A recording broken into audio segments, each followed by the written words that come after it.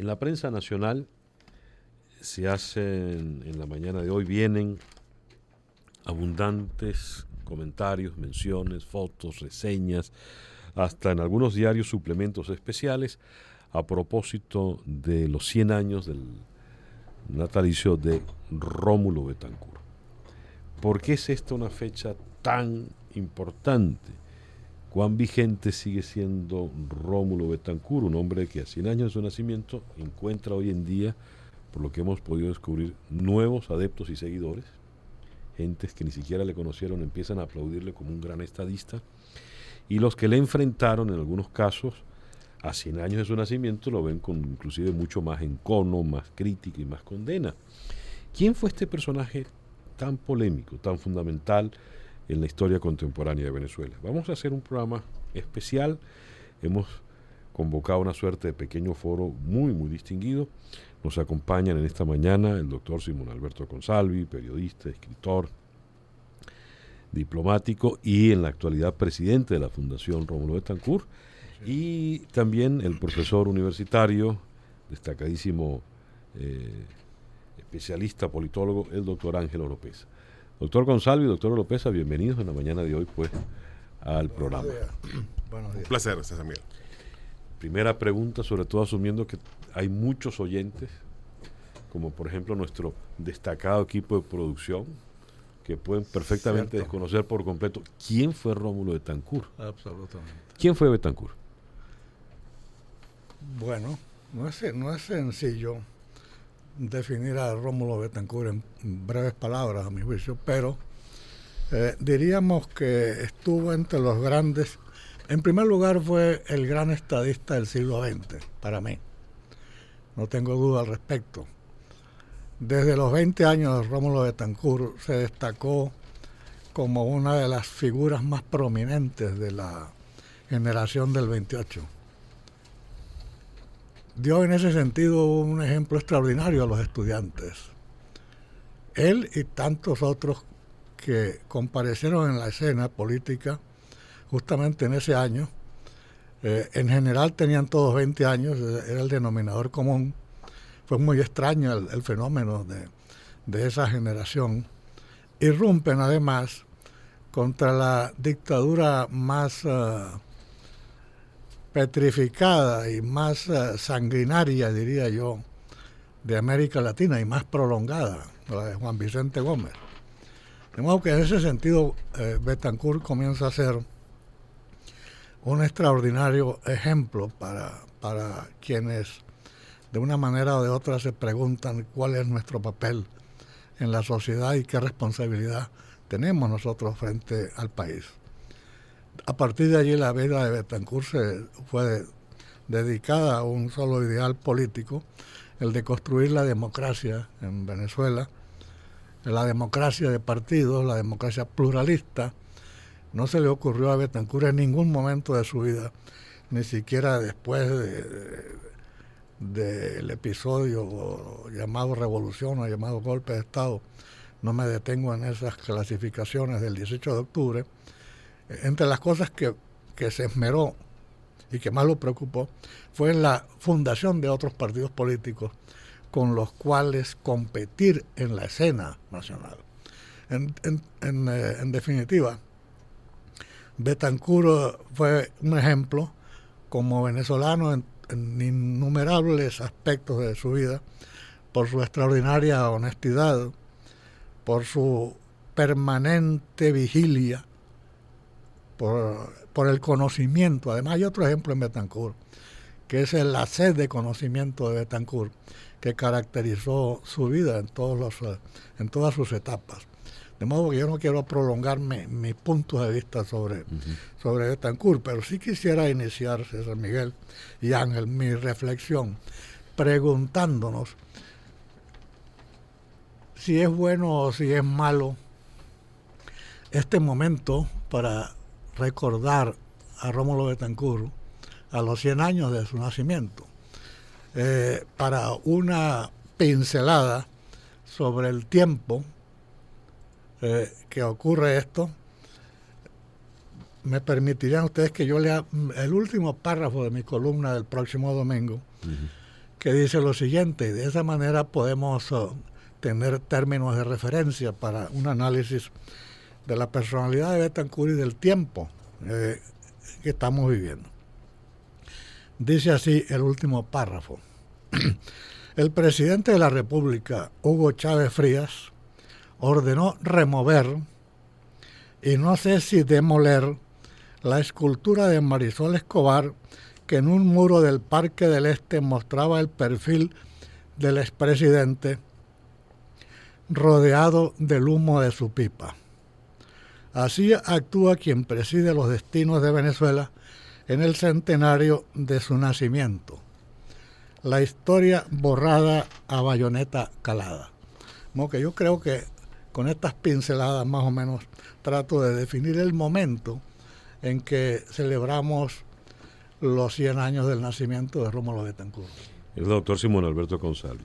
Ángel, ¿cuán vigente es en realidad Rómulo Bettencourt?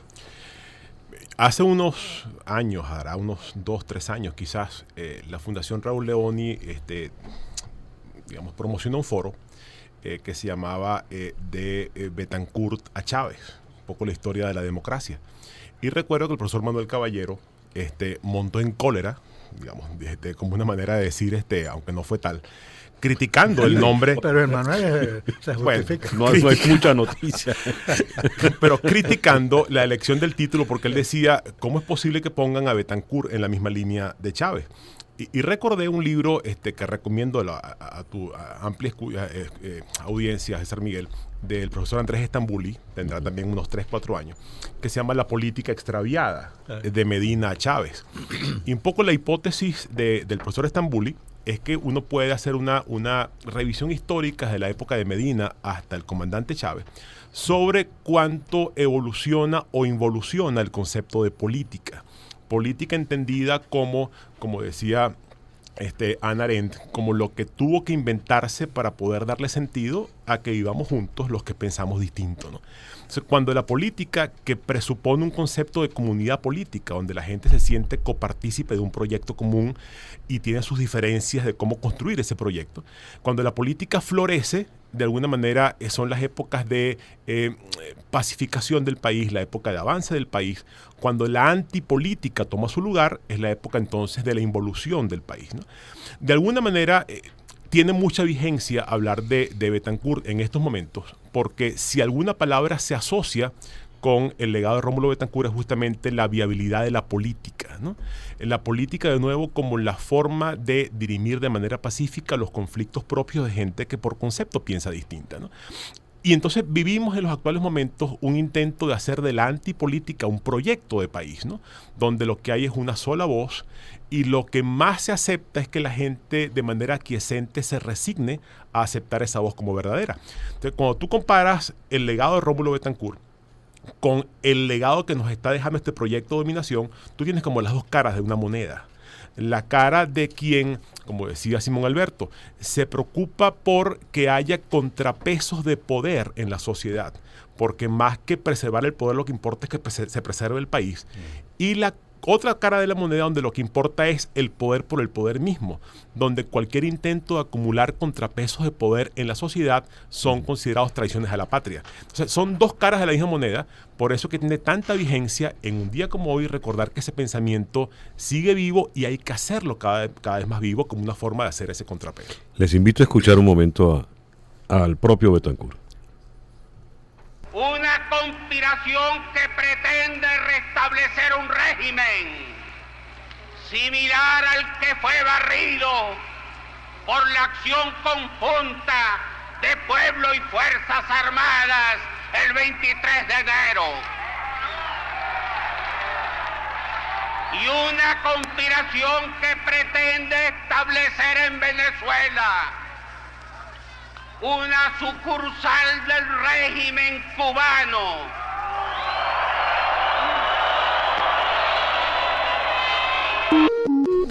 Está Rómulo, aquí estamos en el contexto, ¿eh?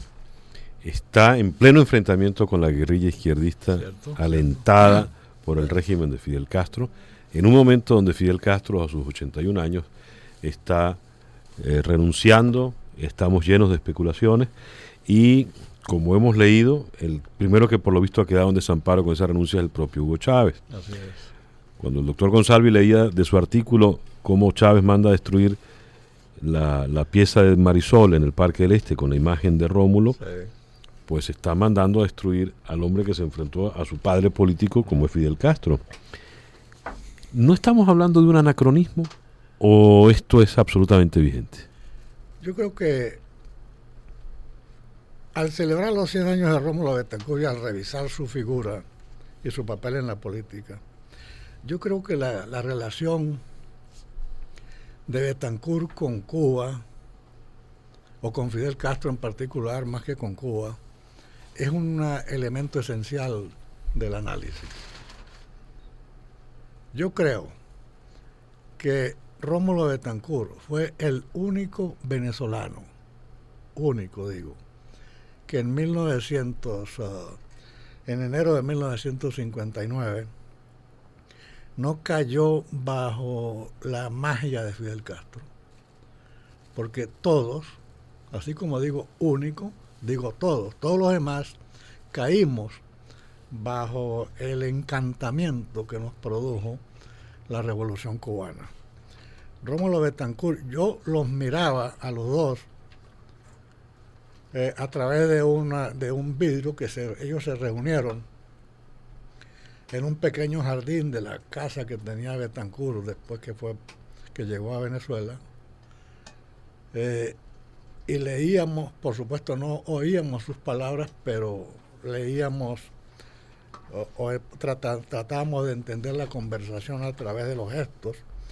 La conversación se redujo a la solicitud de Castro de que le diera petróleo a bajos precios y a plazos prácticamente indefinidos. Lo mismo que 40 años después le pidió a Hugo Chávez. Exactamente lo que está pasando y lo que Fidel Castro logró 40 años después con el presidente Chávez. De modo que Betancourt le dice que Venezuela no acostumbra a hacer eso, que nunca lo ha hecho y que él no lo va a hacer, que le garantiza petróleo sin duda alguna, pero que en las condiciones normales. A partir de allí nace la animadversión de Fidel Castro contra Rómulo Betancourt y un gobierno democrático y de avanzada. Yo creo que el más reformista de América Latina es justamente el gobierno al cual la Cuba revolucionaria le declara la guerra. ¿Por qué? Porque simple y llanamente por la negativa de Betancourt a darle petróleo fiado o gratis o como lo pretendiera.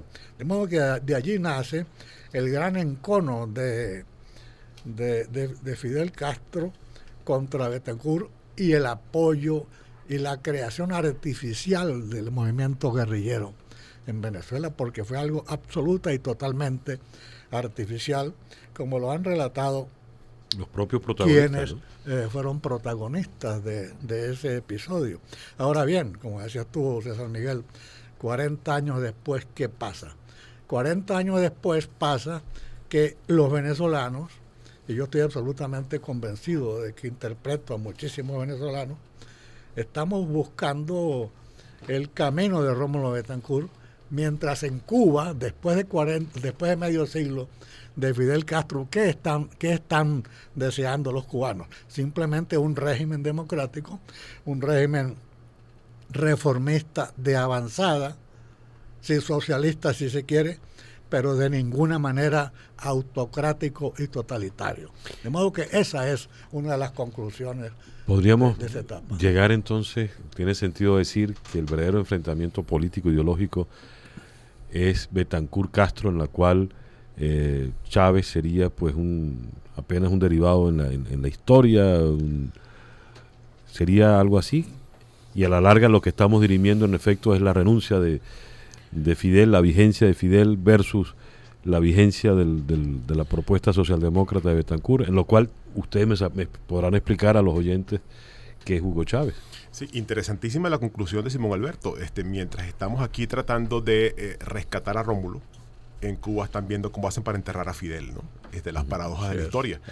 Yo creo que en el fondo, si queremos despersonalizar el asunto, diríamos que lo que estamos buscando aquí es cómo darle poder a la gente para de alguna forma limitar el poder, digamos, avasallante del gobernante, que es en el fondo lo que constituye el concepto de democracia. Hoy en día hemos ya pasado de esas concepciones simples de democracia como simplemente una cuestión basada en elecciones y más nada. Los conceptos modernos de democracia hacen referencia a que mientras más contrapesos de poder tenga la sociedad, justamente para limitar el poder avasallante del gobernante, más democrático es el sistema. Entonces, vuelve otra vez a surgir de manera muy importante el legado de Rómulo Betancourt, alguien quien en los momentos de crisis se preocupa más porque hubiera los contrapesos. Por ejemplo, y el doctor González podrá contarnos con mucho más detalle como testigo presencial el papel de Rómulo en el caso del triunfo del doctor Caldera en el año 68, o en los momentos de crisis. Que fue un triunfo por una victoria... diríamos pírrica, para no mencionar la otra. Fue mínima. Más que pírrica. Fue mínima. Pero de nuevo, en aquel momento el país era primero. Y se pensaba que para la estabilidad del país era preferible perder el gobierno, pero conservar el sistema democrático.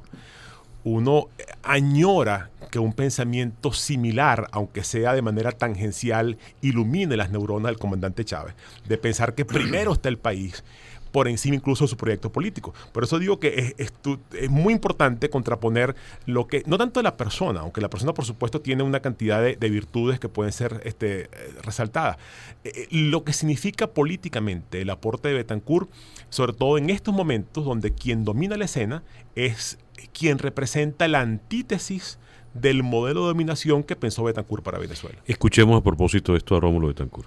Eso es el régimen democrático.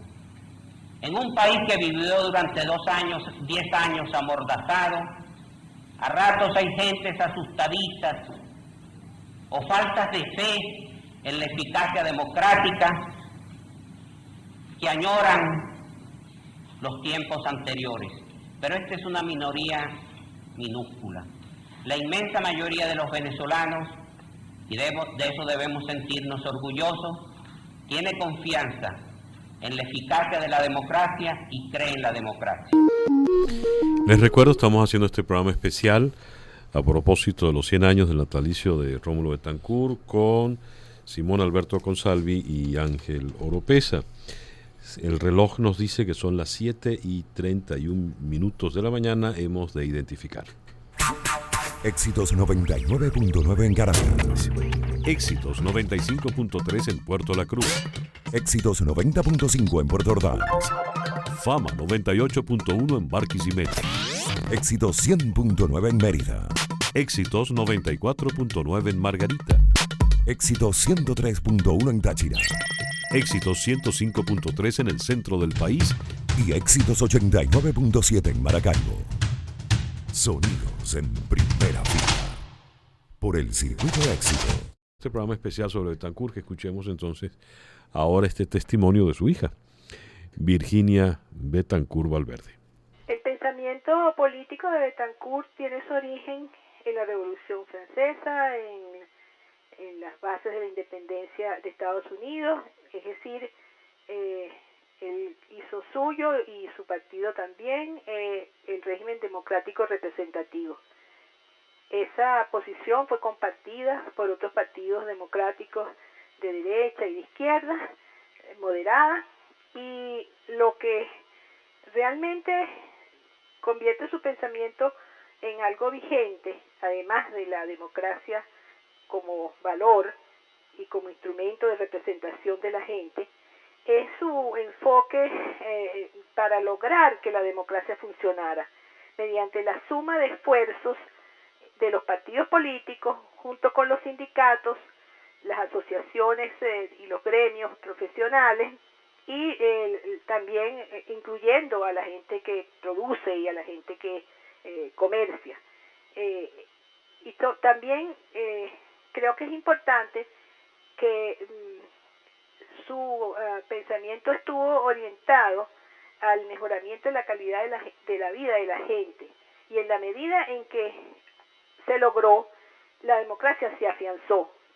En la medida en que hubo escuelas, centros de salud, acueductos, cloacas, electricidad, la gente identificó la democracia con eficacia administrativa y con honestidad en la administración de los fondos públicos. Y creo que el otro posición de Betancur que está vigente es la de darle paso a las nuevas generaciones, trabajar en equipo, planificar el trabajo del Ejecutivo con visión de futuro y en ese sentido administrar con honestidad los fondos públicos. También creo que es válido y es vigente su posición de defensa de los intereses de Venezuela ante la intromisión, tanto política, como es el caso de Cuba, como de los trusts norteamericanos de petróleo.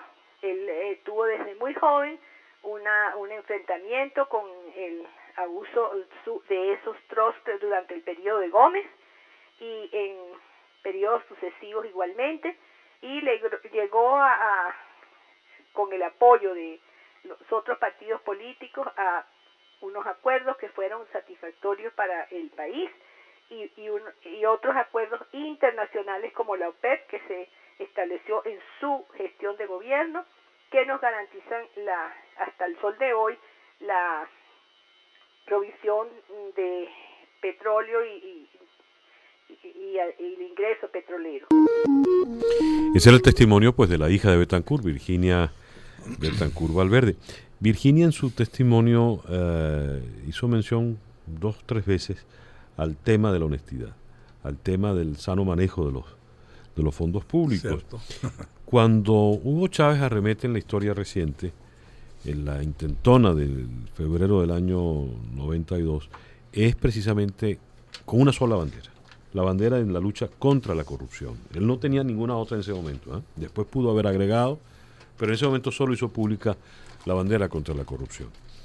Esto ocurre en el segundo gobierno de Carlos Andrés Pérez, y para muchos, pues, desde el primer gobierno de Pérez, es la impresión que se tiene generalizada en la historia reciente, comienza esa gran vorágine en la corrupción de los fondos públicos. Se habló mucho en aquel momento, ya Betancur en sus últimos años, de la ruptura, el distanciamiento entre Betancur y su otrora gran pupilo, como lo fue Carlos Andrés Pérez. ¿Eso es cierto, doctor Consalvi, o es imaginería popular? Bueno, yo creo que en gran medida fue cierto. Vivíamos en esa etapa una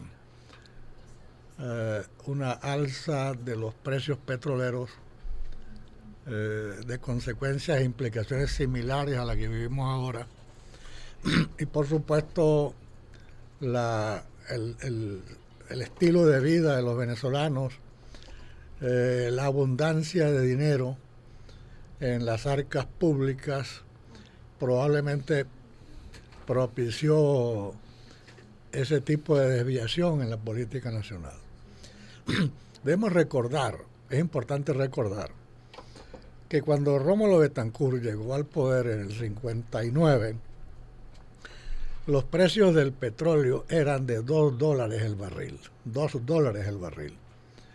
A los 15 días, como para que el presidente de la República supiera quiénes mandaban en Venezuela, las compañías petroleras bajaron el precio del petróleo a $1.50 el barril.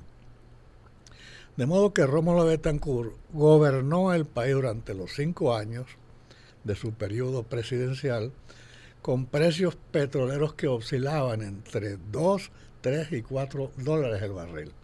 Sin embargo, Betancur llevó a cabo una de las obras administrativas más espectaculares que se hayan podido llevar a cabo en Venezuela, con obras simbólicas como el puente sobre el lago en Maracaibo, construido prácticamente en año y medio. Uh-huh.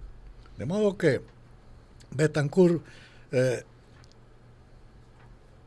consagró ejemplos extraordinarios en materia de eficiencia administrativa, de honestidad administrativa, de honestidad personal además, porque Rómulo Betancur fue honesto incluso en sus relaciones personales. Yo conozco bastante bien la casa donde vivía Betancur, allí en Altamira. Pacairigua. Pacairigua, una de las casas más modestas que hay en Caracas. La habitación de Betancur, el catre, era un catre casi de prisión, casi de prisionero, pues escasamente cabía él. en donde él trabajaba y leía, etcétera. Pero además Rómulo Betancourt tenía 3 o 4 trajes, o 5 trajes máximo. El presidente de la República actual confesó en Aló Presidente hace algún tiempo que él tenía alrededor de 350 trajes. De modo que podemos pensar los abismos que separan a Rómulo Betancourt de muchos de sus adversarios. De modo que en innumerables casos, Betancourt a los 59 años de edad, con un inmenso prestigio político, dominando a un partido, el partido mayoritario, ¿qué decide Rómulo Betancourt a la edad de 59 años? Retirarse de la militancia política, retirarse no de la militancia de la política, pero sí de la vida cotidiana partidista, no interferir en el desarrollo del partido y renunciar a la vuelta al poder, cosa que de haberlo querido lo tenía garantizado. De modo que hay en Betancourt también el ejemplo de lo que significa la política como cuestión ideológica y la política como proyecto de dominación personal. De modo que para Betancourt lo que interesaba no era Betancourt, era el desarrollo institucional de la democracia pluralista en Venezuela y no el control de un país para beneficio exclusivo de un proyecto personal y político. Hay algo que me llama la atención, porque usted mencionaba, doctor Consalvi, que el petróleo osciló entre $2 y $4 en esos 5 años de gobierno. Y eso obligó a Betancourt a hacer una medida realmente insólita. Los gobernantes, cuando se inician, por lo general aumentan sueldos. Sí, sí. Rómulo Betancourt, que sepa, es el primer gobernante venezolano que al tomar el poder bajó los sueldos. Así es. A los empleados públicos les dijo: señores, a partir de hoy ustedes van a cobrar menos. Comenzando por los ministros. Sí. Eso suponía, como supondría hoy en día de aplicarse, pues una dosis de liderazgo muy alta. Es decir, si Betancourt dice que yo ahora voy a arrancar cobrando menos, es decir, viviendo peor, y yo lo acato las decisiones porque yo realmente estoy confiando en ese hombre, en ese liderazgo. Nosotros venimos de 10 años de un liderazgo muy carismático, y cuando Chávez irrumpe contra Pérez, Pérez también era ese tipo de liderazgo muy, muy, muy carismático. Pero Betancourt como que no calaba, ¿verdad?, para definirle como liderazgo carismático. ¿Qué hacía de ese liderazgo de Betancourt tan peculiar? La pregunta se la hago a Ángel Oropesa. Yo creo que, de nuevo, es importante que tú resaltes eso, porque el peligro del liderazgo carismático, que es lo que estamos viendo con Chávez, lo vimos en menor medida con Pérez, es que la gente como observa mucho la saliencia del personaje, y el personaje se convierte en un irradiador de modelos. Entonces, la gente está muy pendiente de cuando hay discrepancia entre el discurso del líder carismático y su modelo o su vida personal, que es un poco lo que estamos viendo con el presidente Chávez. El presidente Chávez está en este momento incapacitado, está amarrado para un discurso porque es poco creíble, de pedir sacrificios, cuando su propia vida personal apunta en dirección contraria. Un feudiario, según esa cuenta. Sí, sí, ¿no? Claro. Y pudiéramos estar toda la mañana hablando de ejemplos como ese, que no creo que tenga mucho sentido. Yo creo que lo importante para la última parte de lo que es Simón Alberto y un poco tu pregunta, lo encantador o lo seductor del proyecto, más allá de la persona de Rómulo Betancourt, es de nuevo que para Betancourt la política, si bien es ideología, también tiene que traducirse en la práctica. Vimos ahora uno de los audios que tú pusiste, César Miguel, hablando de la importancia de la eficacia política. Simón Alberto se refería también justamente a eso. Cualquiera que pueda tener acceso a la comparación de los datos de los últimos 5 años o los últimos 8 años de la dictadura perejimenista, comparados vis a vis con los primeros 5 u 8 años de la era democrática, no tienen ninguna posibilidad de comparación. En cualquiera de los indicadores de gestión, vías asfaltadas, electrificación del país, mortalidad infantil, mortalidad perinatal, número de universidades, número de alumnos número de escuelas creadas, todos los indicadores sociales muestran un avance considerabilísimo en los primeros 8 años, para compararlos con los últimos 8 años previos a Betancourt. Eso habla de un esfuerzo que, mientras se hacía un intento de vender una ideología, en la línea de vender la democracia como el mejor proyecto político de dominación, se hacía mucho énfasis, que no descuidaba lo anterior, en que la eficacia fuera la marca de fábrica del gobierno. Dicen los teóricos que la cohesión social tú la garantizas o la logras por 3 vías. Una es la vía del compartir valores comunes, lo que te lleva al concepto de legitimidad. Otro es la eficacia, el convencimiento de la población de que el gobernante o el gobierno es eficaz resolviendo problemas. Y el tercero es la coerción o la dominación por la fuerza. En el caso de Bettencourt, ese enamoramiento no carismático de alguna forma vino por las 2 primeras patas. La gente empezó a comprar unos valores compartidos, la gente empezó a entender que el proyecto que nos unificaba, el ente que aglutinaba intereses diferentes, era un proyecto llamado democracia. Y además esa democracia no solamente era ideológica, sino que además resolvía problemas. Tenías legitimidad y eficacia. La coerción no era tan necesaria. Volvamos otra vez con lo que mencionábamos hace rato de San Miguel, de las 2 caras de la moneda. Después de 10 años de un modelo alternativo de dominación, lo que vemos es un fracaso paulatino de la legitimidad, la eficacia muy cuestionada y el florecimiento de la coerción como forma de garantizar la cohesión social. De nuevo, otra vez, la moneda con 2 caras distintas. En esta disyuntiva izquierdas-derechas, algo realmente importante en Bettencourt fue que no estaba precisamente en ninguna de las 2. Porque si bien ya mencionamos en el programa la agresión, la invasión de la guerrilla fidelista, tan aplaudida por el régimen hoy en día, que hasta le pusieron un monumento allí en Machu Picchu. Claro, no hay un monumento en el páramo al Che Guevara. Sí. Bettencourt no solo sufrió esa agresión, sino también la de la derecha. Así es. Yo recuerdo siendo niño, cuando el 24 de junio del año 60, mi mamá despavorida entra, mi papá estaba en el baño afeitándose y le derriba la puerta a golpes. Mataron a Rómulo porque se había corrido la noticia del atentado. En un momento marcado además por muchos detalles de heroísmo. Rómulo sobrevive y al día siguiente él da esta locución. Escuchemos al Bettencourt del 25 de junio. Sí. Conciudadanos, estoy hablándoles desde mi cama de enfermo. Tendré que ser breve. Entre las heridas leves que recibí ayer, una fue una quemadura en el labio inferior que me dificulta la modulación de las palabras. Quiero decirle al pueblo de Venezuela que debe tener confianza plena en la estabilidad de su gobierno y en la decisión del presidente que él eligió para cumplir su mandato, como he venido diciendo y hoy reitero, hasta el 19 de abril de 1964.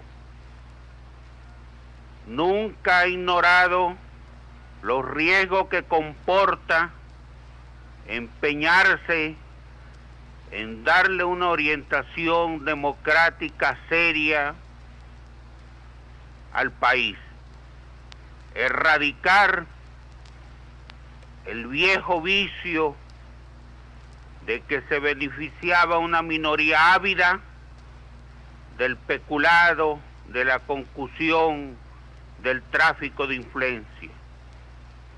Los riesgos que comportaba gobernar para todos los venezolanos y solo para una minoría de privilegiados, de camarillas situadas estratégicamente en las cercanías propicias del dictador.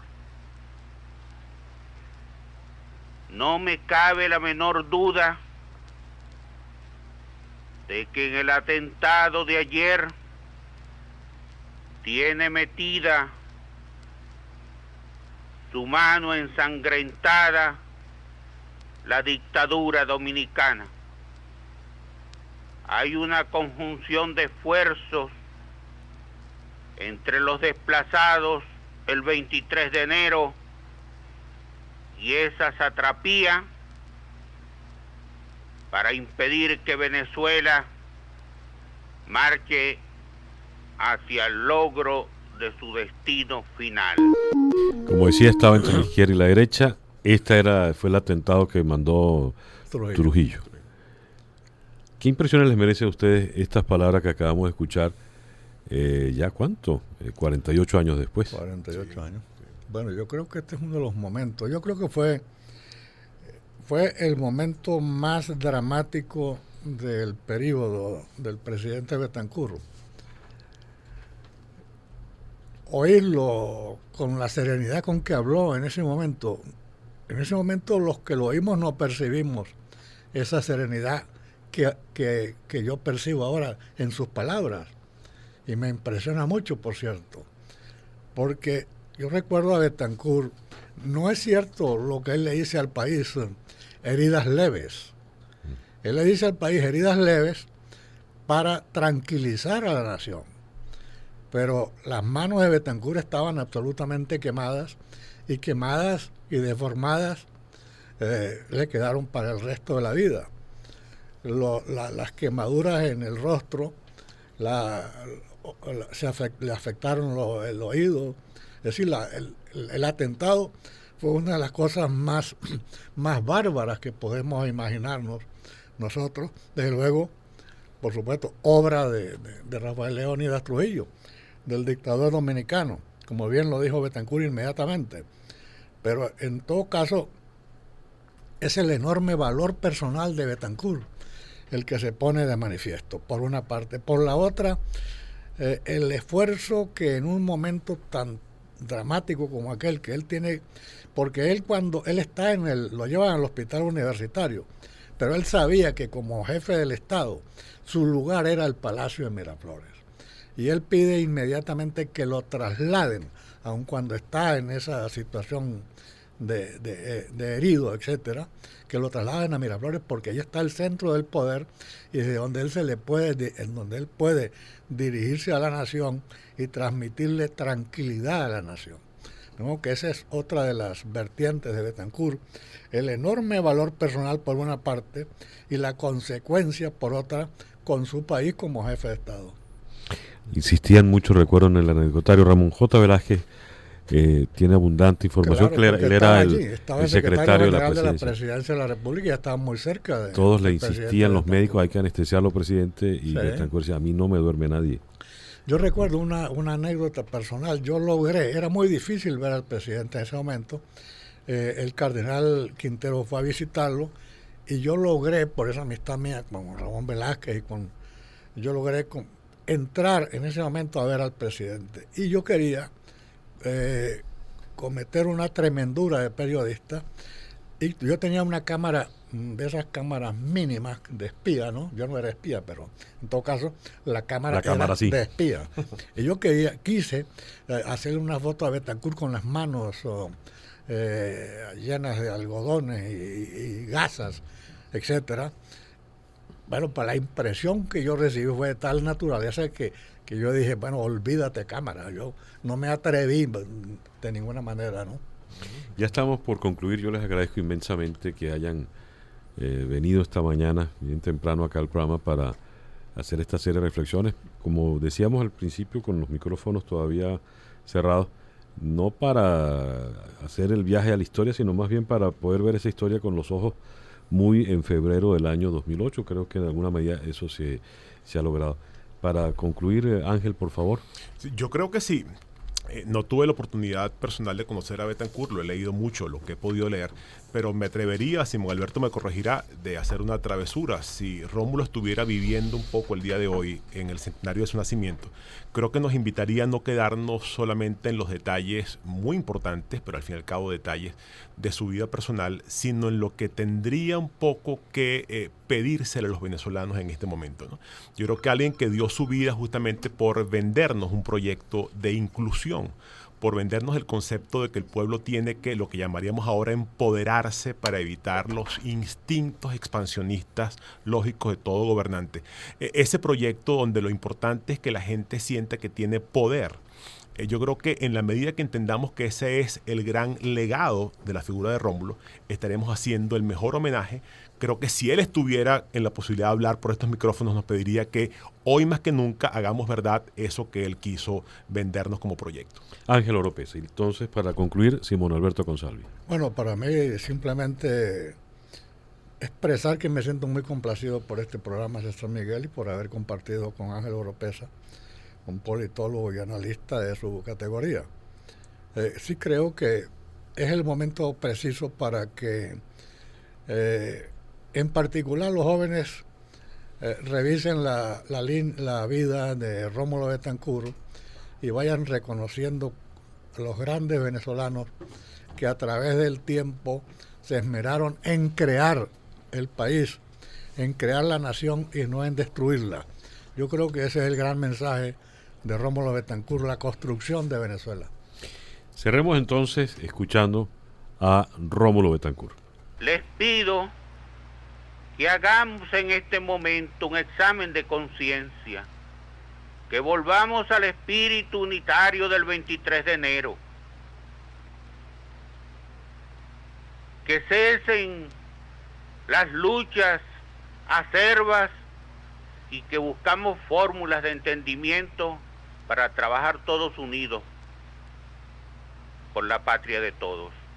Qué bueno. Más vigente La vigencia imposible. es impresionante. Gracias, Simón Alberto Consalvi y Ángel Oropesa, por permitirnos este programa especial a los 100 años del natalicio de Rómulo Betancourt. Son las 7:57 de la mañana.